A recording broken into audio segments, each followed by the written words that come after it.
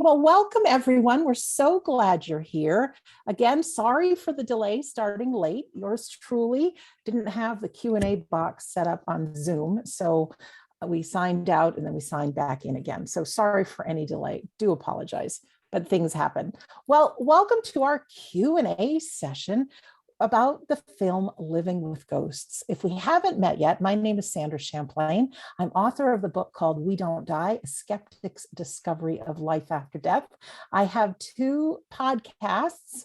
One is We Don't Die Radio with now almost 400 episodes. And I also host Shades of the Afterlife through Coast to Coast AM and iHeartRadio with now 64 episodes.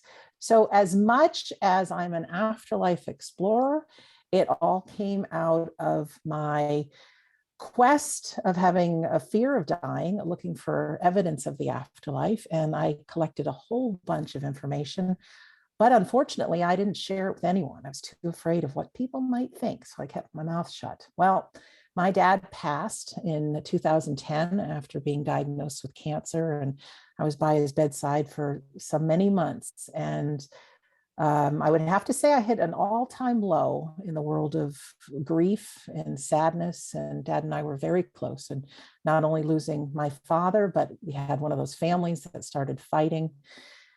I went for answers after Dad died about grief and why it has to hurt so bad and why people do some crazy behaviors, and really wanted to bring our family back together again. And when I gathered enough evidence of not only the afterlife, but about living life and some very valuable things about grief, I decided to come out and tell my story. So my book is almost 10 years old. And since then, I've been doing these podcasts and just sharing what I know, sharing extraordinary conversations. And now we just have tens of thousands of followers around the world. And anything that I can do to help, I can't say mend a broken heart because we never quite heal from grief, but we can learn to live again. And not only that, is we can learn that our loved ones are still very, very much alive. And with that knowledge, it really helps empower us to live a full life now. So I've been blessed by Stephen Berkley to be able to share the film Living with Ghosts with you over Christmas and into the first couple of days into New Year. We had a very private screening for our community. So thank you very much for that. It was a fundraiser also. You could watch for free or you could donate towards. Stephen will be eventually we'll be getting the film on public broadcasting, which takes a good sum of money. So we're trying to raise about $40,000. Thankfully, we have raised in our community here close to $8,000 towards that. So I really want to thank you. Yeah, it's a big, big, big deal. So yeah, if you go to livingwithghostsmovie.com/donate. He's actually got a thermometer there so you can see where we are. I think we're totally about $16,000 into the 40. So I want to share. So I want to introduce you to who's with us today, coming from us from all over. We've got two from Texas, one from Connecticut, and yours truly from Rhode Island. We have Professor Jan Holden, who's with us. She's a woman who does many things, but here are a few. She's the near-death experiencer. She's an author. She's the president of the International Association for Near-Death Studies, and she has had over 31 years on the faculty of the University of North Texas Counseling Program. We also have Graham Maxey, who has been the clinical director for induced after-death communication therapy since 2011. He himself being an IADC therapist since 2006. And he was the one who trained all the therapists who took part in the University of North Texas study, which has been featured in the film Living with Ghosts. He's also very involved in establishing IADC therapy in Europe. And he was mentioning before we started that he is married to a medium for 30 years, and she herself got him interested in this topic. We'll hear more from him.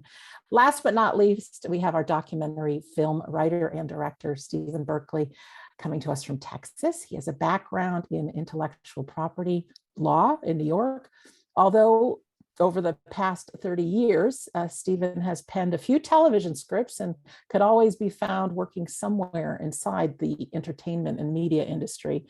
Living with Ghosts is his first feature film. So all my friends, we're going to just think that we're gathered here in a living room for a chat. Everybody can see all four of us at the same time. Welcome. Thank you, Sandra. Nice introduction. Thanks, Sandra. You're welcome. Big, beautiful smiles. Handsome people. Love this. And welcome to you wherever you are watching this at home or wherever you could be watching in the future on the replay, but we're glad you're here. So Jan, can we start with you? Just tell us a little bit about you and how you got into this world. And and then what brought you to the film? You bet. Well, as you said, I was a professor of counseling at the University of North Texas, and part of a professor's job is to do research. And I had done my doctoral dissertation on something related to near-death experiences. So all the while that I was on faculty at UNT, I researched the interface between near-death experiences and related experiences that I call transpersonal experiences, because they're experiences in which a person transcends the usual personal limits of space, time, identity, and influence. So they include things like after-death communication, which is the subject of the Living with Ghosts documentary. So longer story shorter, I had gone to Chicago to study with Al Botkin, train with him to learn the IADC technique myself, and had I went with 3 or 4 of my students. And when we got back here to the Dallas area, we actually met right here. This is my home office, and we practiced on each other until we felt really ready to offer our services to our clients. And that experience of working with each other was so amazing. And so I really came to believe that IADC offered something unique to people who are grieving, it was a unique healing process, but no one had ever done research on it. So I designed the study to compare IADC with traditional grief counseling and see if, in fact, people experienced more relief from their grief symptoms with IADC than with traditional grief counseling. And long story short, the answer was yes. Our participants in the IADC group showed significantly greater reduction in their grief symptoms than the people who received traditional grief counseling. So it confirmed what I had suspected, and then somehow I got on Steve's radar as he was well along in producing his documentary, and came to be part of that because of its relevance to the topic of the documentary. So that's kind of a short. I don't know. Is there anything else you can think of, Steve, that I should include? That was a good summation. Good. Nothing to add. Well, let's go to you, Steve, and then we'll talk to Graham, and then we'll just keep moving around the table here. This movie, this film is award-winning. It's really well done. And first of all, we're so grateful that you have done it, Stephen. So thank you. But if you want to introduce yourself and what brought you to create this? I will introduce myself. Yes. Hi, Sandra. Hi, everybody. I'm Steve. Now, I did talk a little bit about myself in the interview leading up to the film, but if people don't mind me doing it again, I will do it all over again. Yes, do it, because a lot of people haven't heard that, even though I'm sure they will after. Here's how I got into it. unfortunately, Graham and Jan have heard this story now a number of times. I feel a little bit funny just going over it again in front of them.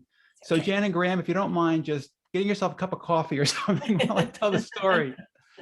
I didn't know it till the first time you told it, so I'm okay with you doing it. Okay. Me So too. my dad died. That's how it started. And I went down to Florida with my brothers to basically take care of whatever needed to be taken care of while my mom was in severe bereavement. My mom had a really, really tough time. And I don't know if it was tantamount to a disorder, but I would say she was way up there in terms of the severity of her grief. So we got her a grief counselor, we got her into a support group, we got her to attend religious services. Nothing was effective at all. And it was very alarming for all of us. She was not functioning and we needed to do something. And we ended up actually leaving her in that condition, unfortunately. We just got some friends of hers to kind of like help her just process, but we had to get back to our lives and we were living away from the state.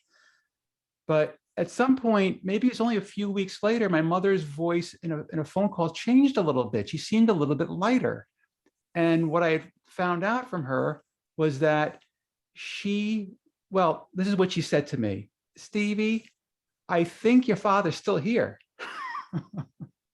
So I didn't know what to make of that, but she explained to me that she thought there was a blinking light in the house, and she has a neighbor who's very open-minded who said, "Oh, that blinking light must be your husband saying hello." But whatever it was, that was great. She was feeling better and she was feeling lighter and she was having these conversations with a blinking light. Well, a week later, she started to reverse course. She was no longer as chipper as she was when I first spoke to her. And I found out my mother made the mistake of sharing the blinking light story with her grief counselor, who said, "No, Irene, that's a short-term solution to a long-term problem. That's not going to really help you over the long run." So this was very upsetting for me. And I kind of decided then and there that maybe it was time to kind of bring my cameras down there and film my mother going through this journey, because there's more to, well, more to it than that, but that's it in a nutshell. All right. Well, thank you. We'll hear more from you in a little while. So we're on to Graham. Hello, Graham. Hello. Would you mind sharing a little bit about yourself? And because I made a little mix up at the beginning, you had told a beautiful story of meeting your wife. And if you wouldn't mind, I just know it touched my heart. It will touch others. Just pretend you didn't tell me that already. Okay. Would you mind telling us a little bit about you? Yeah, she's an Are you integral part married? of she's an integral part of this. I wouldn't be here without her. But it was on our third date. And both of us have been married before. But on our third date, I brought a book with me to her apartment. I said, she's going to be interested in this. And she picked up the book and immediately winced, like, "Oh," and I was like, "What?" And she said, "This isn't your book." And I said, "Well, it was given to me by a friend." And she said, "Did your friend shoot himself in the head?" "Yes." "Was he left-handed?" "Yes." "Was his name Don?" "Yes." "Was he married to Barbara?" "Yes." He says, Don's here, and he says that there's a note that he left that Barbara hasn't found yet. And he wants you to call her and tell her where to find the note. And I did, and she did. And, in that 30-second exchange, the world kind of changes a lot, But it was through her that I met Jan, basically. Shannon was doing some gallery readings around Dallas-Fort Worth area and invited Jan. And Jan was gracious enough to come, and I met her, and Jan invited us. I could not go, but she invited us to the demonstration of IADC, and Shannon came home and said, Graham, I think you need to go to Chicago. And she told me about it, and I said, I think you're right. And I did. And actually, I wrote a book after, it was about 5 years later after that, I still haven't published yet, but I sent a copy to Dr. Botkin. He liked it. And kind of from there, he recruited me to go to Germany. He'd been there a couple of times, and his health was not, he's got terrible back problems. He can't fly. And so he asked me to go in his stead, and I started doing training through an interpreter, which is interesting. Also interesting is trying to demonstrate this through an interpreter. You know, when you're doing IADC therapy through a third party, that's exciting. But you know, it's really the most exciting. I've been a therapist since 1983, and this is the most exciting form of therapy I've ever gotten to do, because people walk in to your office and they're depressed. They're, as Stephen said, some of them aren't even functioning. And 90 minutes later, they walk out and they're different. And, you know, they come back the next time, and it's most of the time, you know, we have had an after-death communication, which is, as it was for me, kind of life-changing. So the cherry on top, though, is that you don't have to worry as a therapist about, hey, are they going to get an ADC? Because as somebody in Botkin's book, which I hope you'll get and read, said, one of the people from the other side said, hey, we're in charge of that, not you, you know, so just don't worry about it. And but whether you get an after-death communication or not, the intensity of the grief and the amount of difficulty that that's charging your life with is substantially and incredibly reduced to the point that people can function again. And I've never seen that fail, never, since I started this in 2006. So that's something you hang on to every time you go into a session. That's a big deal. I mean, grief has the power to get us looking for answers and start us on our spiritual journey and some good things, but also it can also kill us inside. And I know many people who have been grieving their loved ones. It can actually hurt you at a cellular level, you know. Really? Yeah. What is IADC therapy and how did it come about? Do you mind sharing a little bit about that, Graham? No, you know, Botkin was doing trauma therapy with veterans up at the VA for 20 years. And it was, you know, but the model at the time was kind of, we're going to go over this so many times. It's called exposure therapy, basically. You know, we're going to go over it and over it and over it and over it. And it's going to lose some of its power that way. And then he discovered eye movement desensitization and reprocessing, which is a psychophysiological model. It's not just talk therapy. And he was very amazed by it. And he said it was kind of like the difference between putting a motor in your car and just pushing it around town all day long, you know, by yourself. And he made some modifications to it. One of the differences, the key difference really, is between IADC and EMDR is EMDR starts right from the presenting symptom. You know, like if you have an upset stomach, you know, we're going to focus on that. Or if you have a headache, we're going to focus on that. What IADC does is say, we're going to start with the assumption that you're here for grief.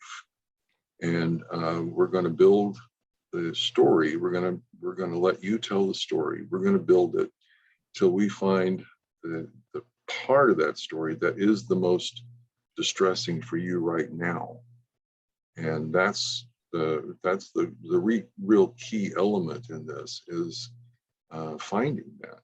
And then once you do it, you use the bilateral stimulation in conjunction with their going back into that moment or that symbol or whatever it is. It can be a lot of different things. And once you've taken that intensity down, which happens in tens of minutes, if not less, that's just spooky, you know, that even happens. But once you do that, you're in a place. I've always said, you know, after death communication is not in your face. It's not going to go, you know, blah. It's very subtle communication. And if you're in intense grief, it's kind of like trying to look at the stars when the sun is out. And, you know, starlight is there, but it's very subtle compared to the sun. So when we take the sun, get it to set, you know, you're free to see what else is there. And that's kind of my, you know, nutshell version of IADC. When the people are doing the therapy with you, are they talking through it with you? They, you know, yes, they are talking, you know, I invite them to talk about their loved one, who they were, and about their passing. And lots of them have told me that just that part of it is healing for them. Being able to say, this is who this person was to me, and this is who they were. This is how I experienced their passing, because most of the people that they encounter don't want to intrude and don't want to get them to cry, and they don't want to be, you know, this is very private, so I don't want to, and they don't get the chance to do that, which is probably one of the most healing things you can do for somebody in grief is tell me who this person was that you're missing, you know, and how, you know, tell me the details of how horrible it was for them to go. So that's the talking part. And then we you know, zero in on one part, and then they don't talk, you know, then we do the bilateral stimulation, and then they just report, you know, what's happened now, what are you noticing, where are you noticing it, all that kind of stuff, which is not particularly verbal, no. It's experiential. And have they reported that they actually feel the presence of their loved one? A few of them, you know, most of them encounter it, you know, I'm not seeing this person standing in front of me. Mm-hmm. A couple of people have told me they've gone home and started, you know, once you know the way there, you know the way there. You don't have to come to my office to do it. But, you know, a few of them have said, you know, I was sitting there writing down a few things, and I looked up and there he was standing in the door, you know, things like that. But most of it is inner perception of the person, the presence. Yeah. I use the phrase "in the mind's eye." Yeah. Yeah. Mm-hmm. Jan, do you want to add because it to can it? be heard. Do you want to add to that, Jan? Just keep the conversation going. I was just saying that also it can come, the communication can come through hearing, either hearing a voice in the environment or hearing in the mind's ear, so to speak. It can come through touch, yes. And it can be even just a nondescript but just absolutely distinct sense of the presence of the disembodied person. So or even smell. Or smell, right? Yeah. And just to clarify, in case everybody doesn't know what bilateral stimulation is, it's the rhythmic stimulating of the back and forth of the nervous system. So initially in eye movement desensitization and reprocessing, it was that the therapist would move their fingers back and forth, and by looking right and left, it's bilateral, it's stimulating the two sides of the body. And since then, we know that we can use sound, bing, bing, bing, bing, or we can use touch, which is kind of our favored approach in IADC right now, is to tap the backs of the person's hand, like you saw in the film. And then there's we do a series of those. So there'll be some bilateral stimulation with the client with their eyes closed, and then stopping and letting whatever's happening in them happen. And then they open their eyes and report what they've been experiencing. And you just kind of talk about that a little bit, and then go back and proceed from there, with more bilateral stimulation, eyes closed, and then get a report, and do that several times. And it's usually during that process, after processing that core sadness that Graham was referring to, that people, about, I don't know what percentage, maybe half of clients spontaneously have some sense of the presence of their deceased loved one.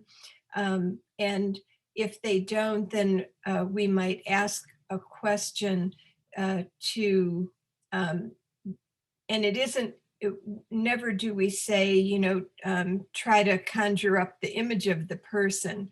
We're always asking questions that's related to the grief, but that can help facilitate the experience. And about 75% or so of people, would you say, Graham, have some? Well, that was the first statistic that came out, and that's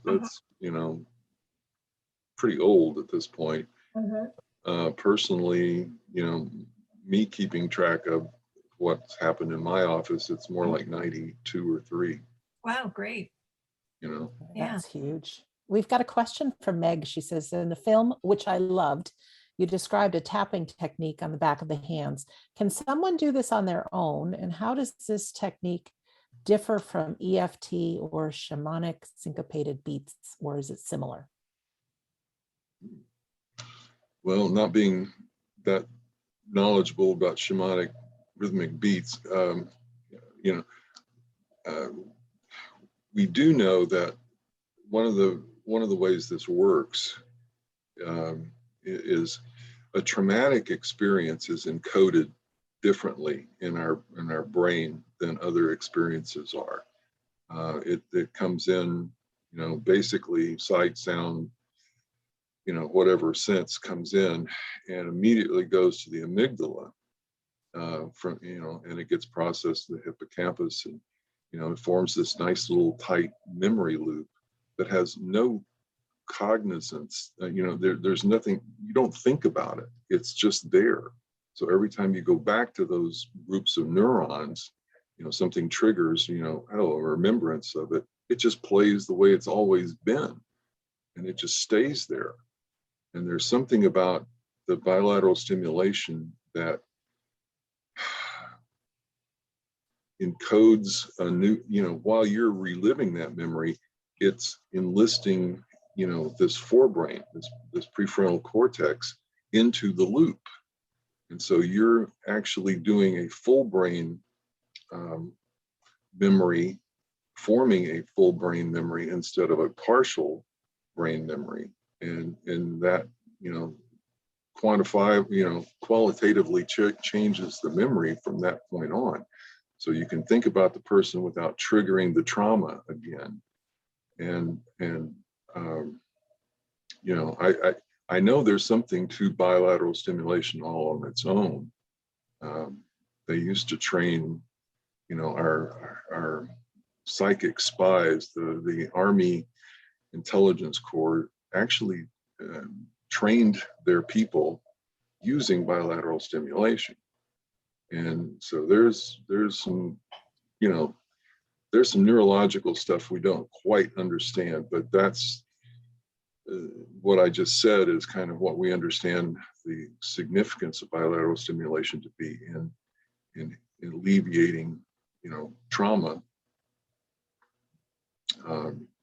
Shamanic, I don't know so much about. I'm very open to, we're not the first people that figured out any way to help people. This has been going on a long time, and it's kind of, and this is not the only form that help can arrive in. And certainly Stephen, has highlighted probably one of the better ways of doing that, which is journaling. A dedicated journaling practice where people are getting it out of their body. They're not just sitting with thoughts. They're not just sitting with emotions. They're actually using their nervous system to, get it out. And in the practice of that, many people notice, wait a minute, there's something else going on here besides me just writing stuff down. Before I knew about IADC, one of the favorite methods of grief therapy was called empty chair work, which is you'd sit and have the client speak to their deceased father or son or whoever it was, and then they'd change places and pretend to be the father and son. So what do you say to that, And there were some times when people would come out of those sessions and say, I didn't expect to hear that, And then they'd leave the office and remember, oh, well, that was just pretend, And it kind of took a lot of the magic out of it at that point. And this is different because we're not pretending anything. You're doing it as we speak, so it's part of a continuum of healing that we're accessing, that the human being has as part of its equipment. It's amazing. I know from taking mediumship courses myself, the spirit world and our soul works through our imagination. So sometimes our loved ones are there, or we get a whiff of a cologne or a cigar, and we think, just my imagination. And it's like, yes and no, they are here. Yes, imagine if you say, is it just my imagination? The answer is yes. The question is, what is your imagination? And it's like, what is television? It has lots of different channels. You can go to the cartoon channel, that's kind of made up, somebody drew that, all right. But you can also go to the Discovery Channel or something, and usually there's something that you say, those are people actually doing that, but it's coming through the same medium. So is it all made up? No, it's not, any more than your imagination is. Yeah, I want to jump in because in the early literature on after-death communication, spontaneous after-death communication, it was referred to as hallucinations of the grieving, which made it sound like it was made up or not real. And one of the phenomena that I've focused on both with near-death experiences and after-death communication is called veridical perception. And that's where in the experience, the experiencer, based on the condition, position of the person's body, they shouldn't know things that they learned through the experience. And so a perfect example is what Graham was talking about when Shannon picked up that book and said, Don's wife has not yet found a note that he left for her, and it's located here. And so Graham then calls Don's wife and says, I had this experience, and supposedly there's this note that Don left for you that you haven't found yet, and it's located here. And then she goes to that location, finds the note. And so Shannon got information that there is no explanation for how she could have known this very specific, accurate information. And the literature on near-death experiences is replete with examples like this, and after-death communication as well. Now, in near-death experiences, a lot of that has been pulled together in a book called The Self Does Not Die. For ADC, we haven't yet pulled it together in one location, but I know some authors who are working on that. And so the point of this is that these, just as Graham was saying, these are not just made up experiences. Veridical perception shows that the experiences have objective reality to them. And not all of them do, but many of them do. And so it can help people not discount the experience they had, because when people, our culture is very discounting, generally speaking, of these experiences. And if an experiencer discounts the experience, then they stop themselves from garnering the healing from the experience. So it's important for people to realize that this is more than imagination in the sense of being made up, and that there is something genuine, objective about these experiences. And if the experiencer can accept that, then they can go on to really ask the important question of, what does this mean for my life? How can I use this experience to move forward in a healed and constructive kind of way? Thanks, Jan. Thanks, guys. Stephen, let's move over to you. Could you talk a little bit about the writing and the journaling? Graham had brought it up, but I think it's so important. Not everyone's going to have IADC therapy, but everybody's got paper and a pen. And could you talk about including that in the film and what it is and how it really can make a difference? Because it certainly does. Okay, well, what I was capturing was a particular kind of journaling.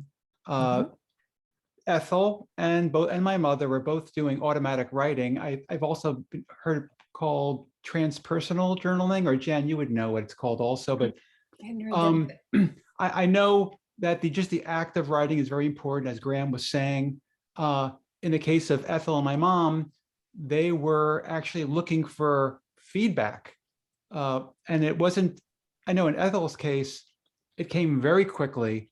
I don't think it comes that quickly for most people. Most people who dabble in automatic writing, they have to try it every day at a certain time. They pick over and over and over again. And usually, I think at least 30 days was what one author of an automatic writing book, Luann Mayer, she does mention that you got to practice, you got to try it every day for 30 days. And then maybe that's when something will happen. But I don't know much about it other than just it seems to work for, I don't know what percentage, but when it does work, it could really be life-changing, because people can resume a kind of relationship with their deceased. So it's pretty amazing.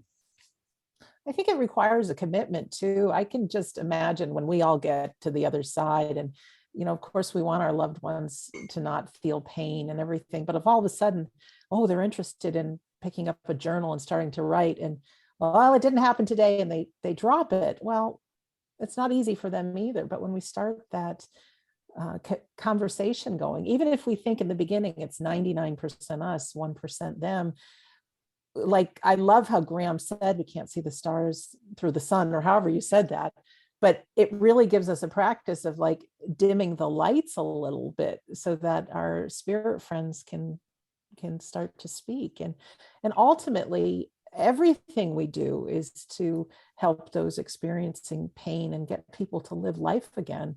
You know, I know we're all, you know, I don't think anybody really wants to die, because, you know, that we're human and there's stuff here to do and lives to live, but to really be comforted that when we do take that last breath, you know, we open our eyes and our loved ones are there, and, you know, it might be everybody doing the wave or big cheering committee, but our lives here are so important. And I know that our loved ones want us to have the best life ever. So if we can do whatever it takes to help in the grieving process and have that opportunity to live life again, I mean, I think that's what this is all about.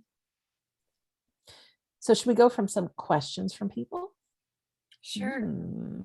There are Well, a lot of questions. There are. I don't even know where to begin. I know you guys can see them as well.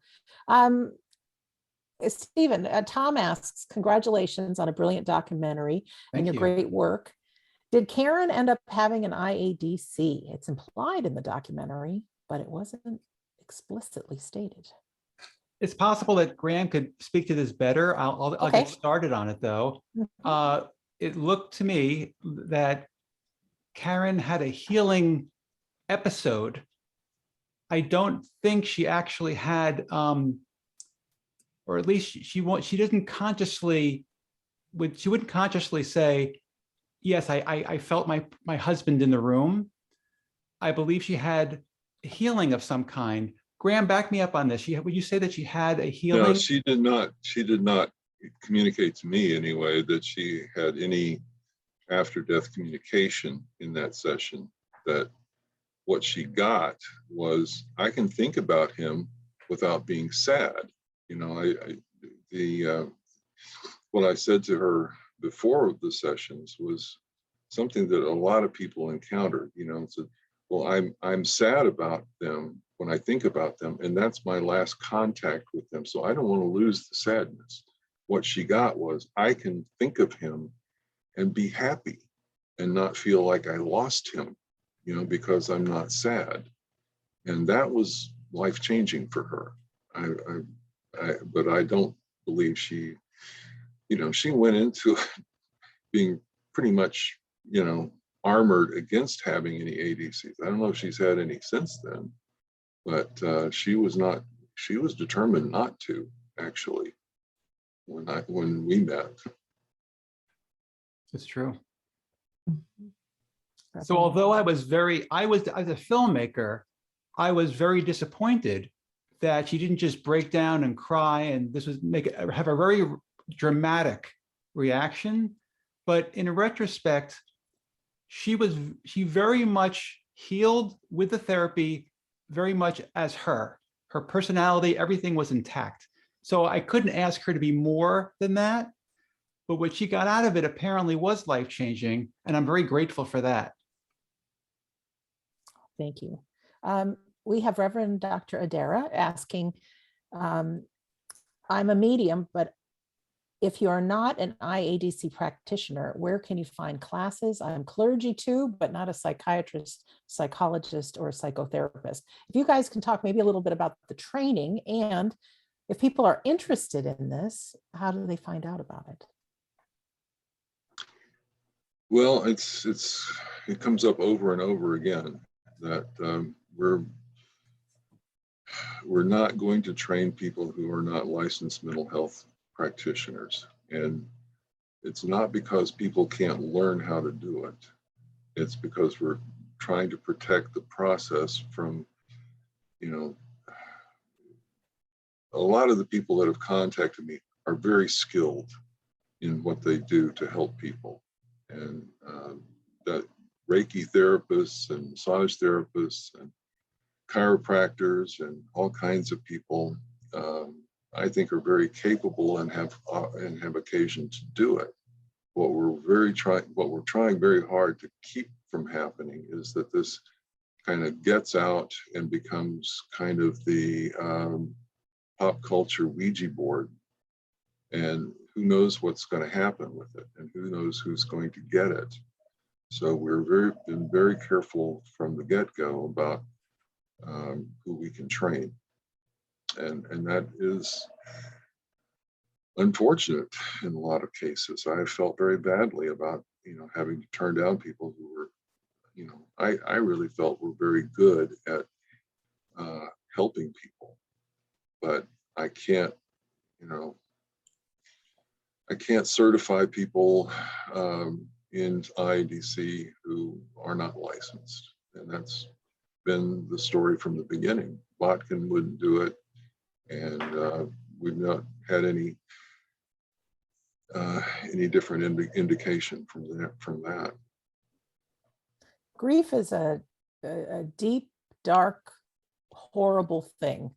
And I know probably everyone here has experienced it to one degree or another. And I just personally feel that there may be good books to read, good things to listen to, but IADC is a grief therapy first and foremost. And to be able to be in the hands of somebody who's trained to really deal with some of the things that we don't know about as a trained therapist, when you're dealing with a whole human being.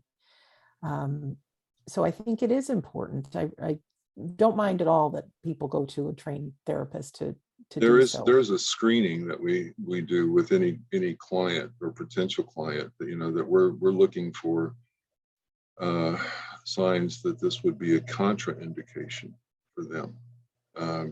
We're not going to we're not going to exclude lots of people, but if you're an untreated bipolar disorder, this is not going to be a really good thing for you necessarily. If you have schizoaffective disorder and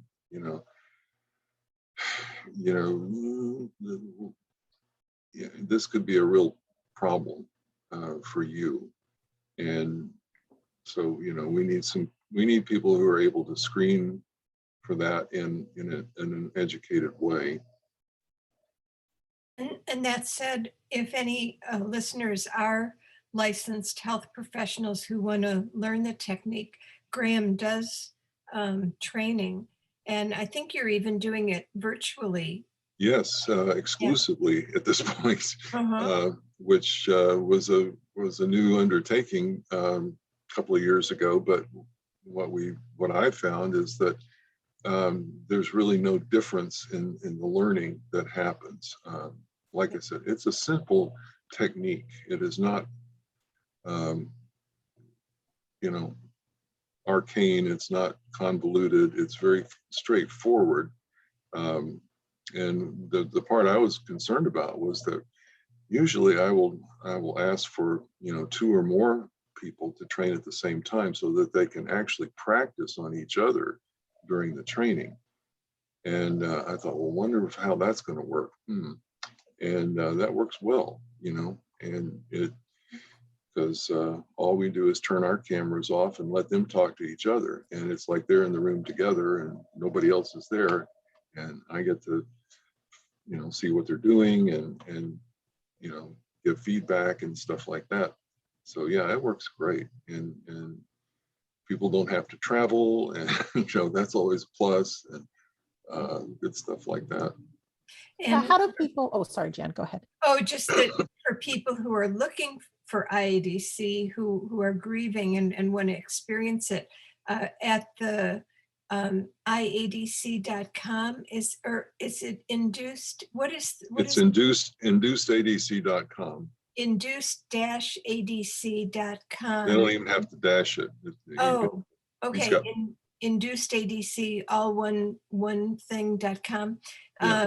There's a list of qualified practitioners, and a lot of them are doing their work virtually as well. Now, in case you don't know this, if you're looking for someone, people are usually licensed in their own state, and even virtually, they have to work with clients from their own state.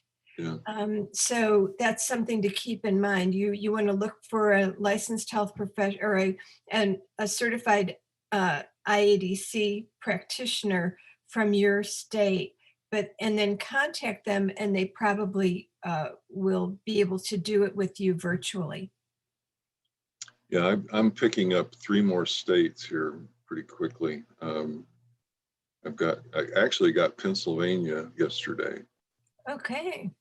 and Maryland and Delaware are close by, close to being finished. So And so you're in Texas and Pennsylvania now? yeah. Okay. So people know that. Yeah.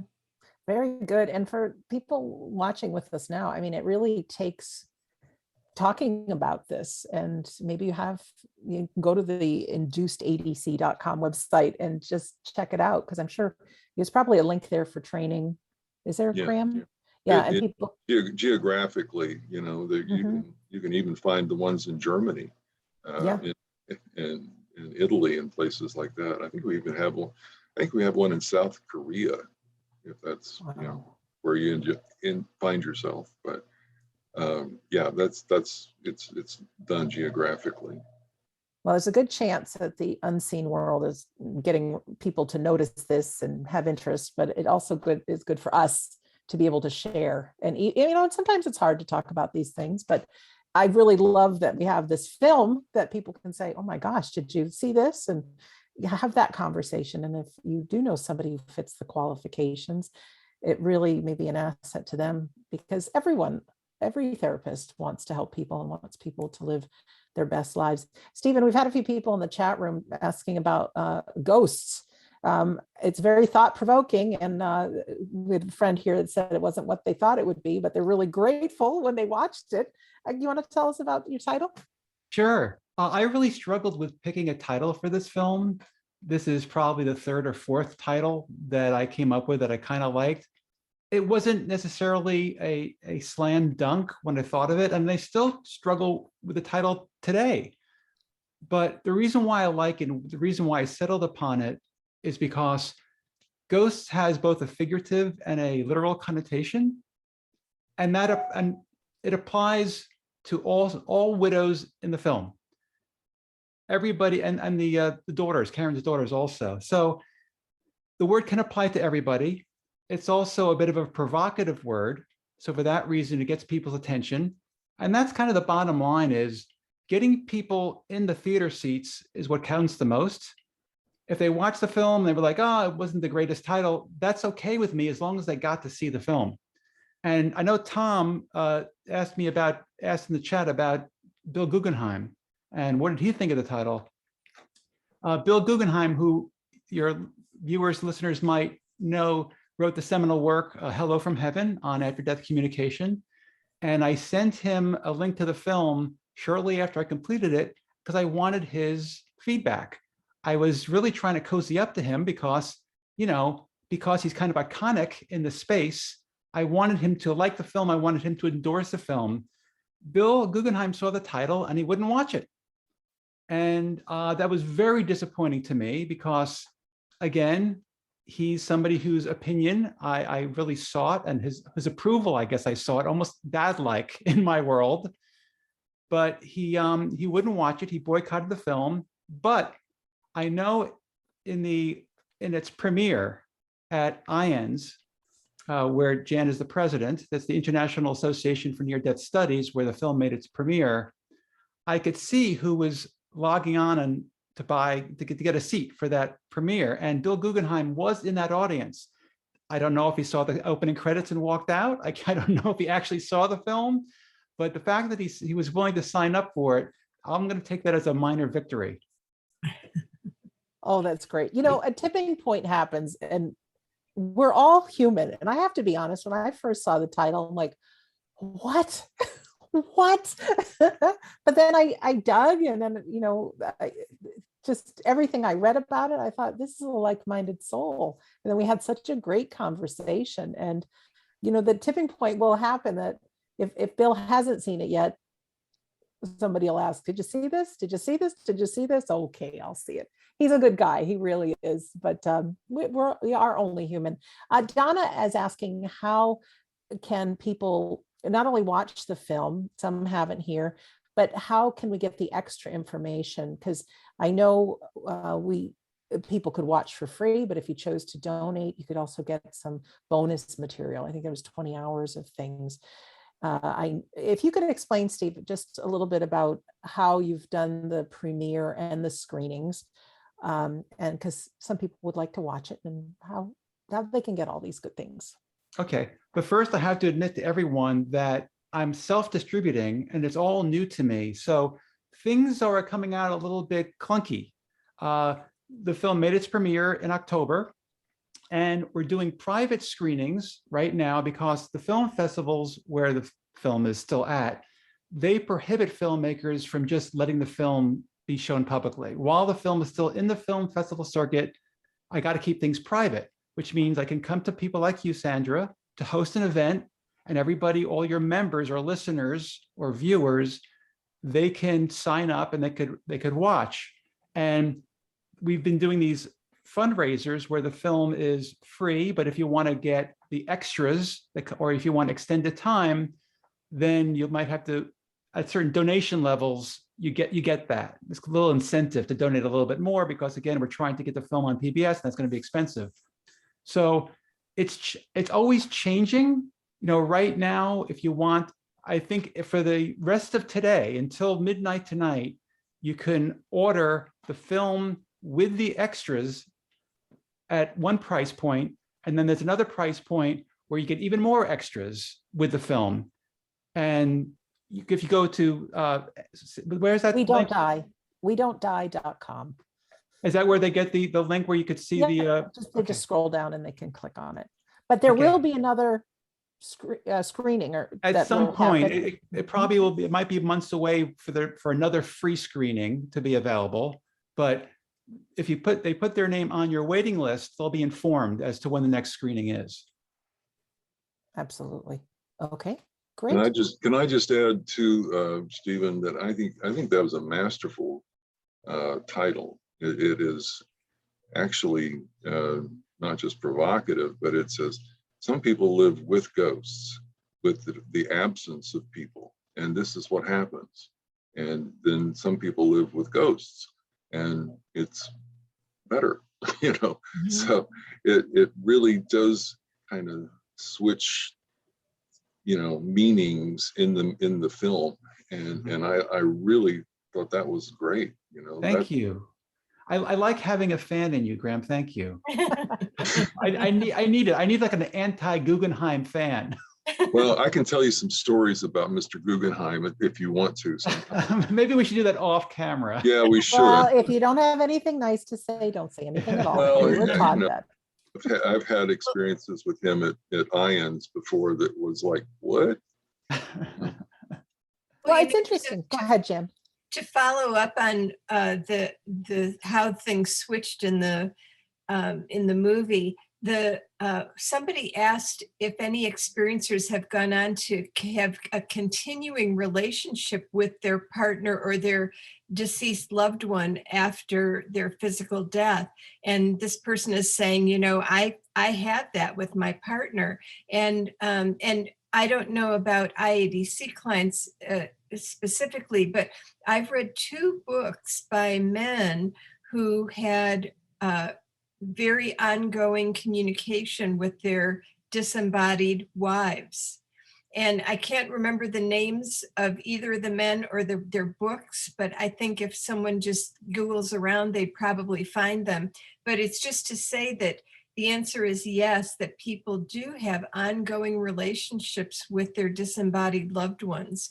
And these are people who are, you know, mentally healthy and otherwise functioning, you know, normally and successful in life and blah, blah, blah. And they also have this ongoing relationship. So it does happen.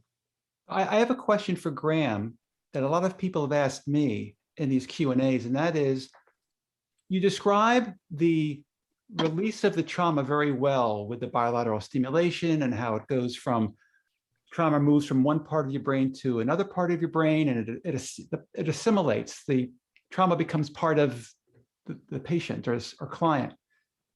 But how does it result? Draw a line for me from that release of the trauma to a visit. Like, what happens? Why does a portal open during that moment? Well, it's kind of like what I was telling Sandra before we got on, that, you know, first of all, being open to it is kind of, they're not going to go, hey, I don't care what you think. I'm going to be, give you this after death communication thing, The other thing is, how much of your attention and energy is being eaten up by the grief. I just don't think people are going to be able to notice a lot of what's going on because they're so debilitated by this. And the third, what I've noticed is that after death communication happens for there has to be two ingredients in there. One is connection with the person. I don't get after death communication from JFK Jr. That's not going to happen just because I know he's dead, regardless of what you may hear now. But the other thing is need. Do I need to hear from you? I may want to, but do I need to? And the only thing I can figure out about that is that, yeah, you're here to do your own decisions. You're not going to be dependent on people who may have a larger view of this than you do. It's one reason, Shannon will only read for people one time, for one particular passing. She doesn't want to be the conduit for them and have them be dependent on her or their loved one for, what should I do with the mortgage, or what should I, that kind of stuff. That's not what they do. But I do think being open to it, or having it demonstrated, and that's something that Kenneth Ring talked about, that you don't have to have a near-death experience to be affected by near-death experience. You just have to hear about it and say, wow, that's kind of a different take on things, but I'm not going to reject it. I'm going to learn more about it, or I want to hear more about it. But that in itself, without having a near-death experience, can be an experience that changes things for you. Absolutely. We've had a couple of people ask if the treatments can be done virtually, and if yes, how do you get around the need to tap on the backs of the hands? We have them do it. Oh. And are your therapists, everybody is practicing doing the online meeting on Zoom or wherever? I can't speak for any, for all the IADC therapists, but, when you're over 70 years old and there's COVID floating around, you don't want people walking into your office right now, You don't. And so that's been my go-to for 2 years now. And I don't see any, I may give up my lease here pretty soon. I don't see any real need to go anywhere to do that. I do miss people walking out of my office and giving me a hug as they leave.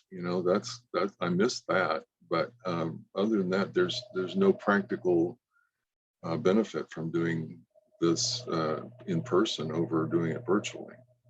Right, which is pretty great. We found that with a lot of things. And what's ultimately happening is we can get to more people. We really can. Yeah. Jan, I want to talk to you for a bit, because you've got such a past with near-death experiences. And do you find, or through some of the stories of these reconnections, I mean, everybody wants to know, first of all, that their loved one is still around, but you've had your own near-death experience. Can people trust that the afterlife is okay, that people are healthy, well, and whole? Well, I need to clarify that I actually have not had a near-death experience, but I've had a lot of transpersonal experiences, including a near-death-like experience and several after-death communications. So, I'm still in the experiencer realm, but not specifically a near-death experience per se.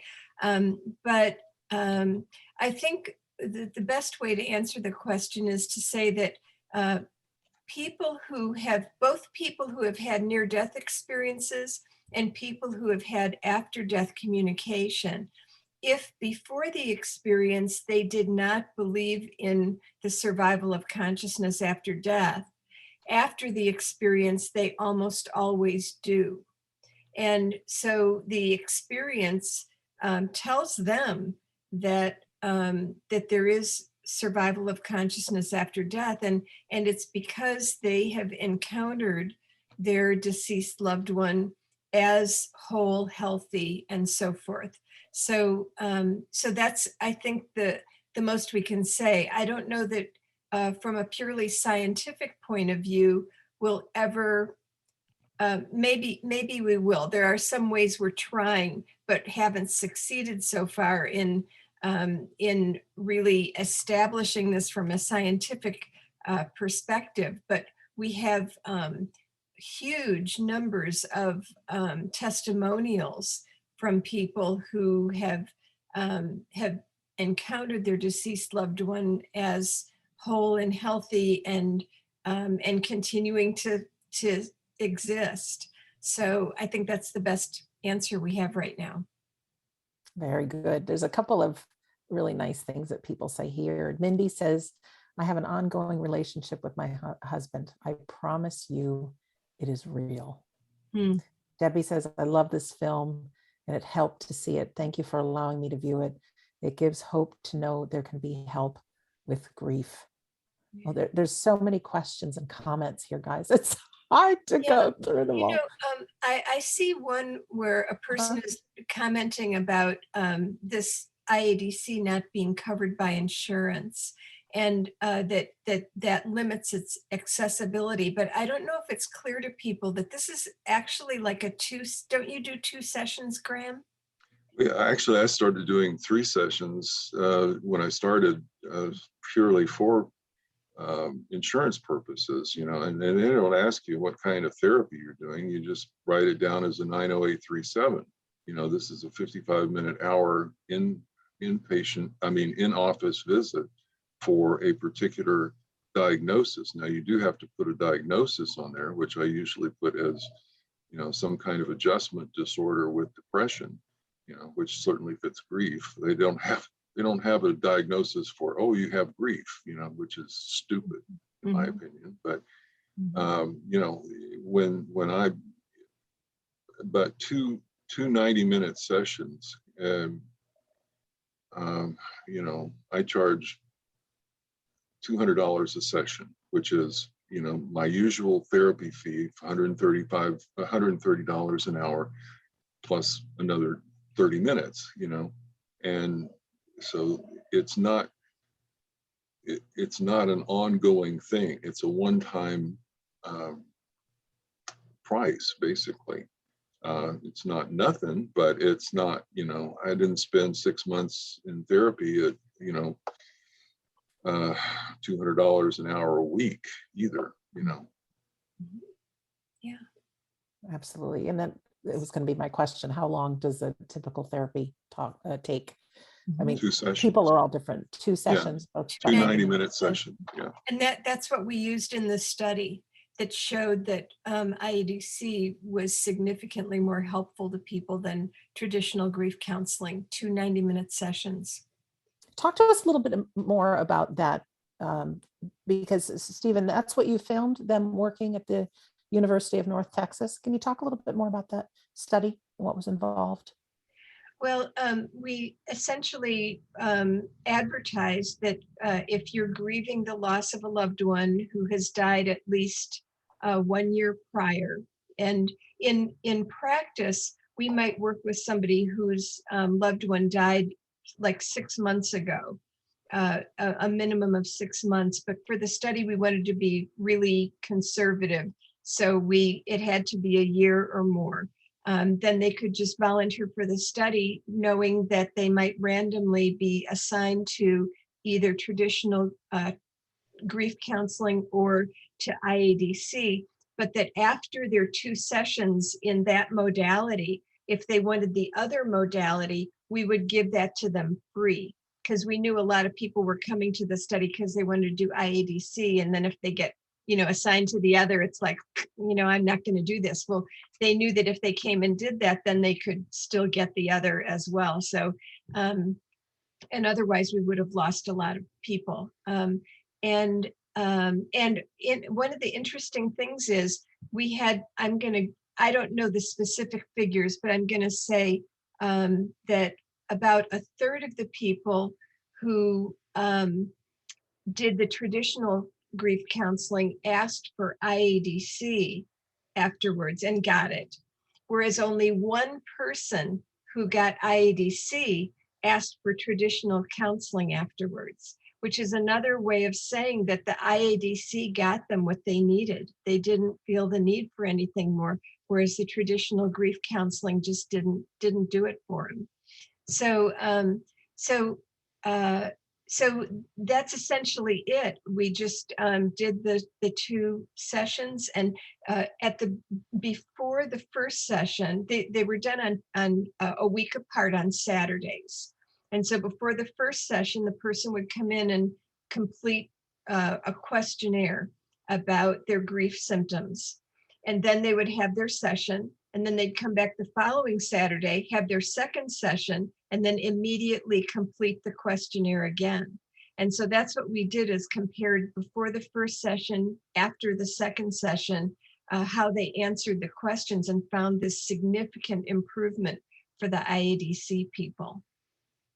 That's such good news. Could any of you explain more about automatic writing? There's people that are asking about how they can get started on it, what you would suggest.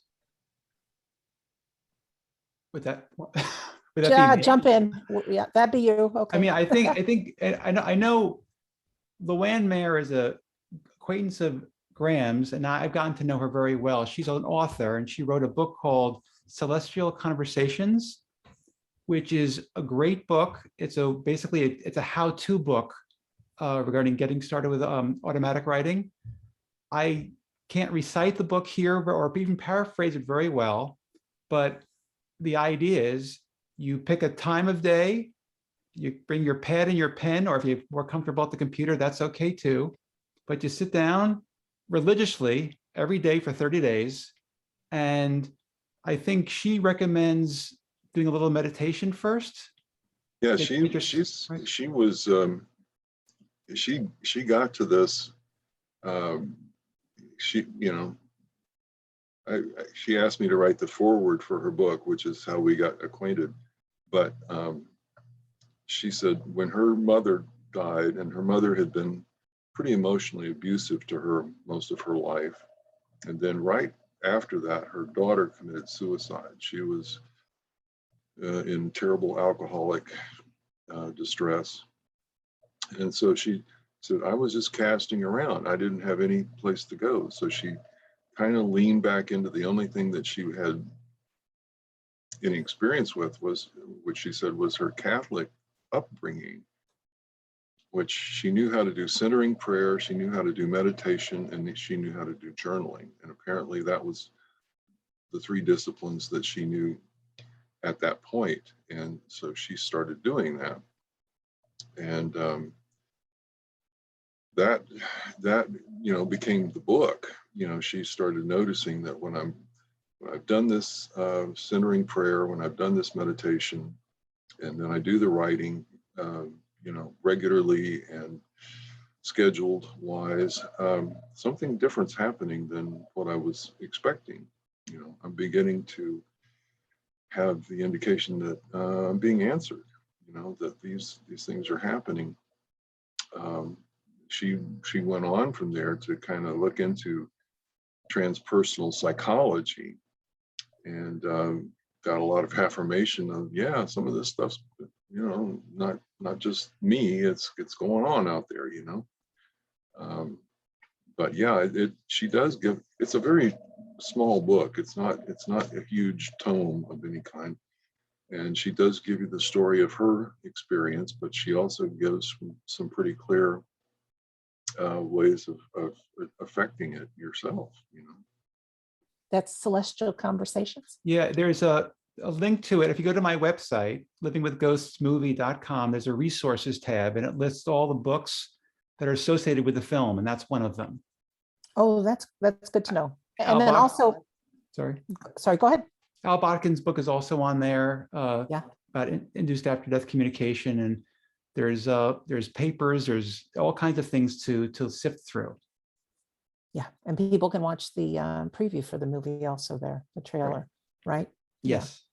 Also, go ahead, Jen. Oh, I just noticed that someone was saying that at the IADC website, there is not a clear link to Graham. So, and they're asking if Graham would provide his direct email so that people could contact you about training. There's no link to me on the IADC website. That's what they're saying. Yeah. Well, I was going to say, if I can always send people a email after this with some links, if that helps. Okay. Sounds good. Yeah. The directory, by the way, is also on the resources tab on my website. Okay. So if people wanted to just consult people in their neighborhood for a treatment, they could do that. I'm pretty sure my phone number's on the website. If it's not, you know. We will find out. I just don't want to advertise it publicly right this second, but I will send everybody an email. Thank you for watching, and with some things in it as well. So we have a question for somebody who's in England, and she says, might there be any trials for this, or is it just in the United States? Dealing with some thoughts because her husband is no longer here. He was her everything, and she's had thoughts that she may wish to join him. So what would you guys say to someone? Because I know personally, I wasn't going to take my own life after the death of my dad, but I hit a low that I could totally understand why people would feel that would be. That does come up a lot. Yeah. Yeah, somebody else asked me about England, and I'm kind of mystified why we don't have a lot of IADC therapists there, or any at this point. The closest ones I know are in France. We have 2 trainers, IADC trainers in France at this point. But since England was so involved in the spiritualist movement years ago, I'm kind of, wondering why is that not happening over there, But since teletherapy works, Graham, wouldn't there be a solution that way? No, it's all about these stupid licensing things. I've had a guy from South Africa that was really quite angry with me because I said, no, I don't have a license in South Africa. And he said, well, who's going to know? And it's like, well, I don't know who's going to know, but, if they find out, I'm not going to have a license anywhere anymore. So, can't do it. And people do come, like if someone comes to Texas and meets with Graham for a long weekend, you've done this, haven't you, Graham? Yeah, I mean, that was the model before Zoom was, I've had a woman come from Arizona. She spent a nice weekend here in Arlington. I saw her Saturday, I saw her Sunday. And basically that was Botkin's model. People would travel up to Libertyville, and he had his office right across the street from a nice hotel, and they would walk across the parking lot Saturday and then see him again Sunday, which I did. When I went up there to train with him, I had to be my own subject, for him to demonstrate the model on. And I picked a daughter that was never born. We had to terminate the pregnancy due to her mother's gestational diabetes. Her mother had gone into seizure 3 times before even the 2nd month, and she was an RN. She taught diabetic training, but she had gestational diabetes to the point that she was not going to survive that pregnancy. And so I grieved 19 years later, her passing, her meeting, and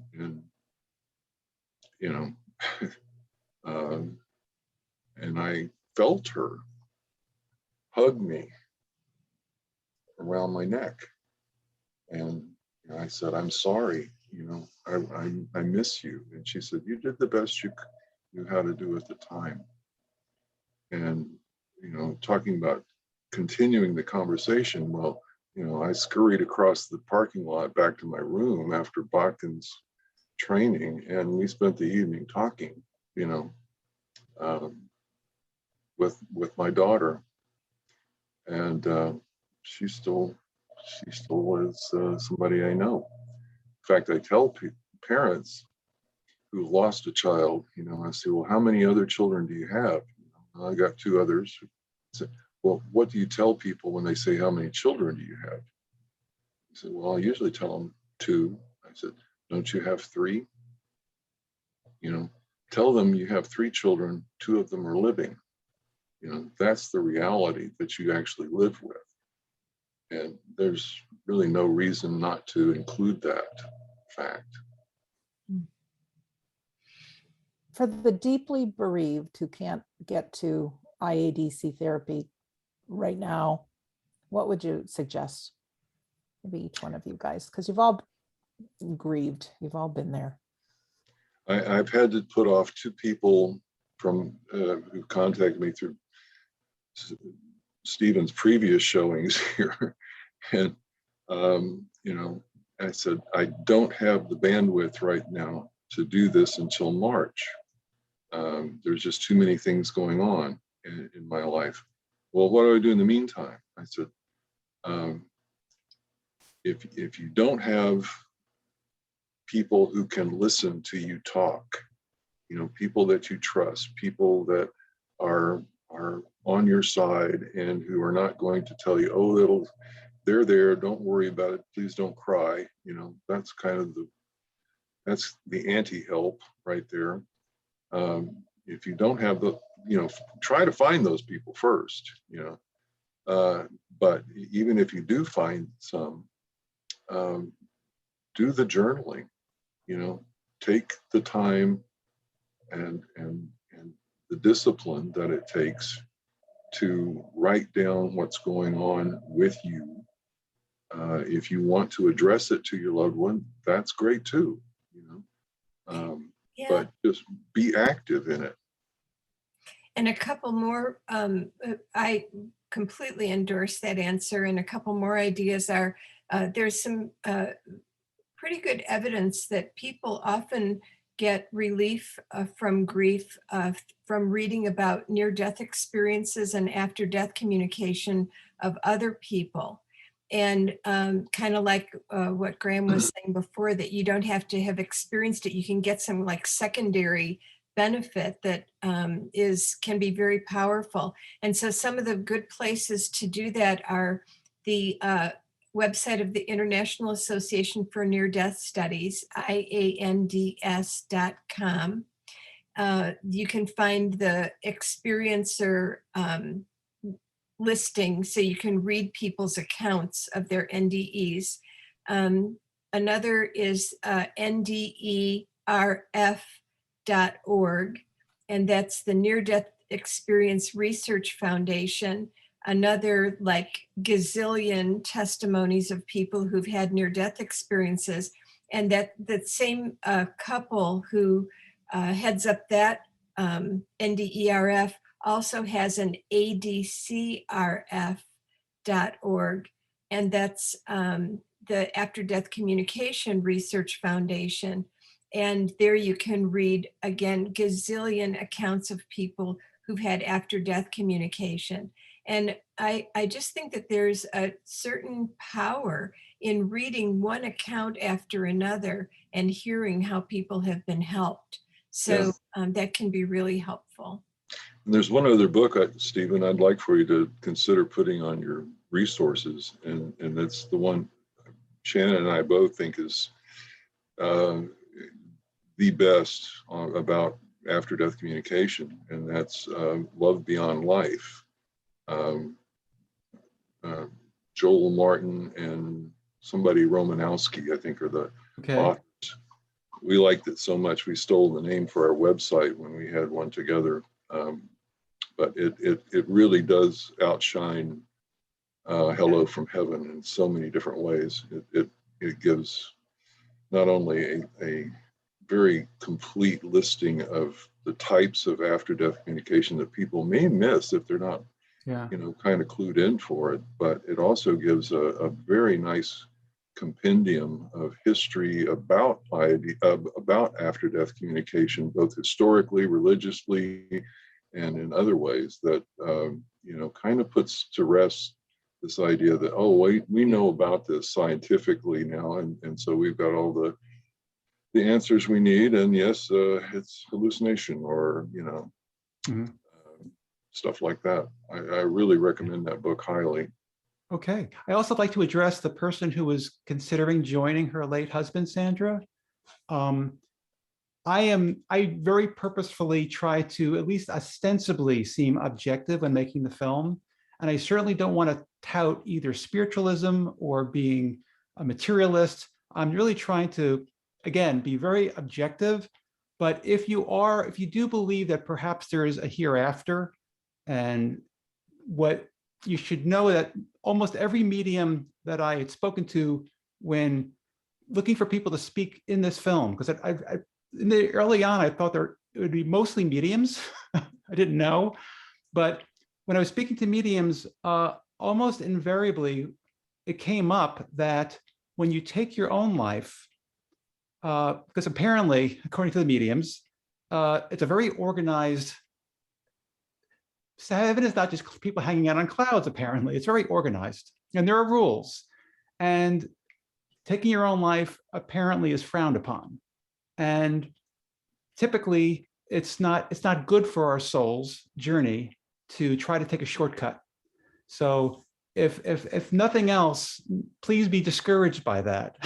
Mm-hmm. It's you might be sent back right away as a different person, but you might be sent back right away if you believe in that sort of thing.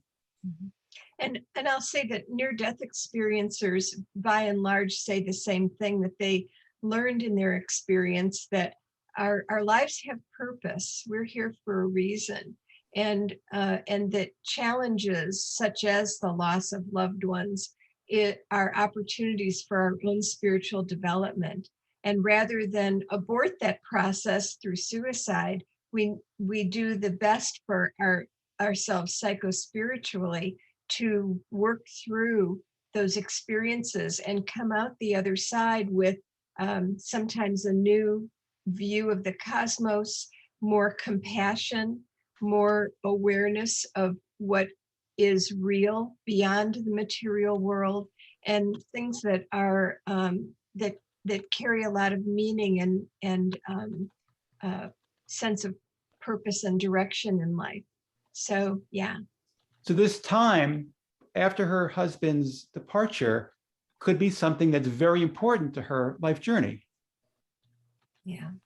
And you never know, and I'm sure we've all found this, that whether you have a book out or not, everything that you learn, it can be a gift for someone else. You never know. You may be the person someone needs to talk to because you've been there, you understand. I just want to keep you guys just a few more minutes and first say, Graham, your information is on the website. It has been confirmed on inducedadc.com. You are there. Absolutely. Okay. And then also, if I've been voted while I was not looking or something. No, it's there. Another good organization for parents is helpingparentsheal.org. It's excellent. If you're interested, they also have a YouTube channel that's for everyone, and they are one of the few grief support groups that does believe in the afterlife. So they have all kinds of things on their YouTube channel. There's many questions that have come through that Stephen and I discussed when we did our interview. So we won't go through everything all again as to how the basics of the movie and how it was written and things. But when I send you guys the replay, I'll again give you a link to that as well. So in just a minute, I want to ask you guys your closing words of inspiration. But before we do that, we do have a fundraiser going on. And I always believe offer things for free because that's wonderful. It certainly is. But after seeing the movie personally, I want as many eyes to see it as possible. I feel Living with Ghosts is a good title because it gets people that are interested in grief because of the subtitle and all the information about grief. It gets all those paranormal people who want a ghost hunt. They're going to get the information whether they stumble upon the film or not. And then everybody in between.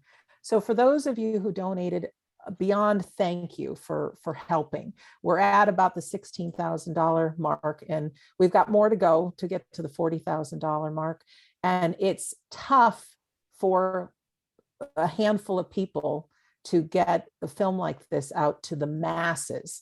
So people, yes, it's possible to go on Amazon Prime and YouTube video and things, but it takes a really large audience. And by going on public television, it catches a lot of eyes. I mean, a lot more than doing it privately. So we really are trying to get to that $40,000 mark. If you still want to give, you still can. If you go to livingwithghostsmovie.com/donate, you can add a little extra and watch that thermometer go up.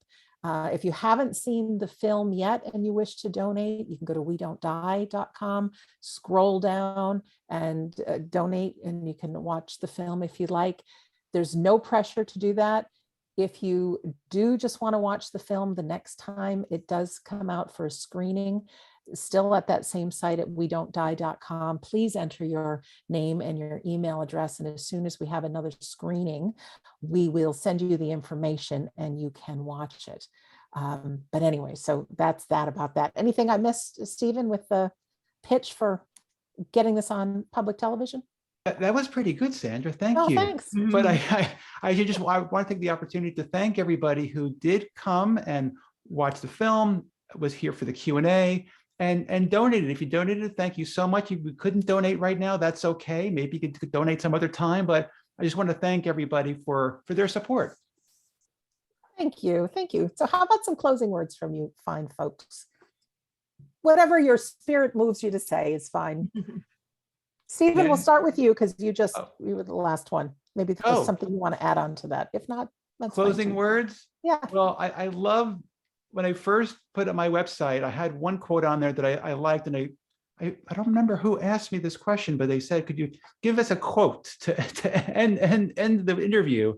And I just said, I think this is a quote, and I forgot what movie. I think the quote's from I Never Danced for My Father or With My Father. I can't remember the movie, but the end line is, death ends a life, not a relationship.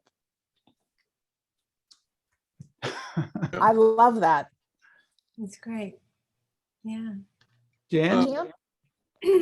Well, I guess my only additional thought that I haven't expressed is that, especially for people who would like to do IADC and don't right now have access to someone, that you can invite the disembodied to visit you, and remember that something like what Graham was saying, in order to receive, you need to be in a centered, a psycho-spiritually centered place.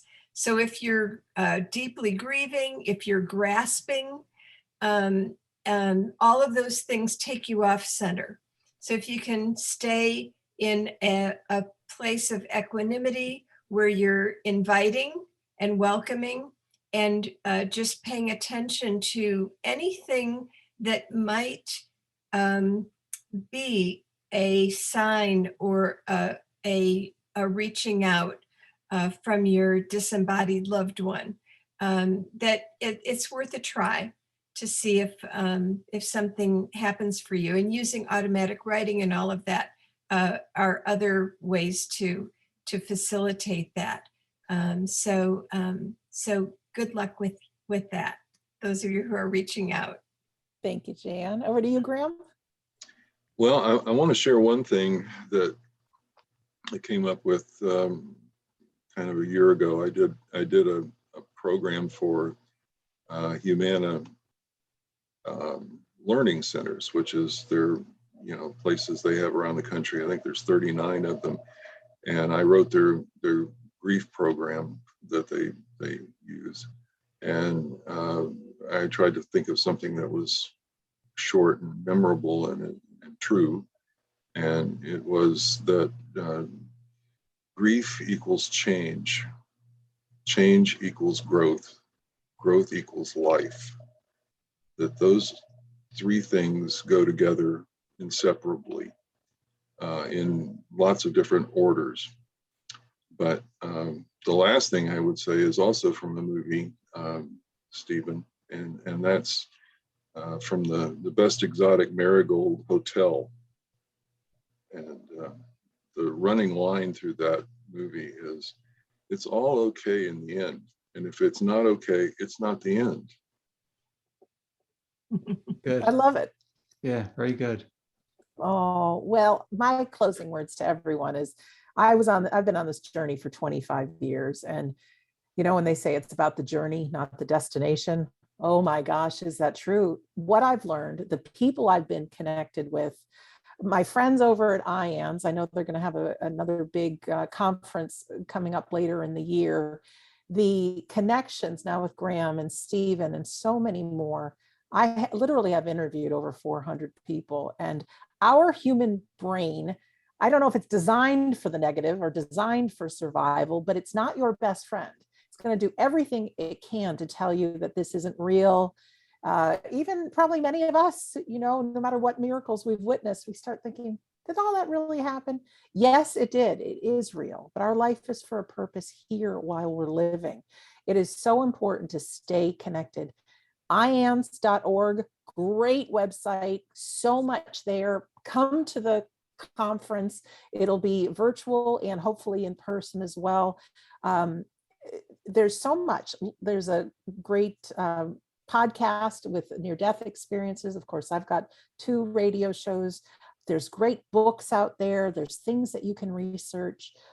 Lots of Facebook groups at my home base, which is wedon'tdie.com. You can scroll down. You can, like I said, you can see the film put your name on the list there. But we also have a Facebook group with lots of empowering people. People need people, especially people that have been down this road before. Don't be trapped in being alone with your mind. It is a tough place to be. There is a spiritual journey. I know it's difficult. Grief, I think, is the worst thing that we can ever experience, but there is another side of it. And if you set your sails in the direction, there's a whole heck of a lot of spiritual growth that you won't maybe see until you're looking back in your life. But the universe or God or the spirit world, whatever you want to call it, will have synchronicities pop up, people that you need to meet, and some really incredible experiences. So again, be looking for an email from me and I'll send you the links. I want to thank everyone on behalf of my friends here joining me on the couch. It feels like we're all sitting in Jan's living room. Thank you. Thank you for Thank you, Sandra. on this journey.